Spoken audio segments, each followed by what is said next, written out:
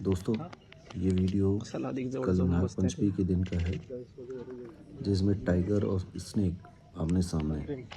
दोनों एक दूसरे के लिए ख़तरनाक हैं। अगर दोनों में से किसी ने भी स्ट्राइक कर दी तो वो गया बस। बहुत ही रेयर ही देखा गया है कि टाइगर और स्नेक दोनों आमने सामने हों। टाइगर एक बार चार्ज तो करेगा, ओह थोड़ा सा ट्राई तो कर रहा है।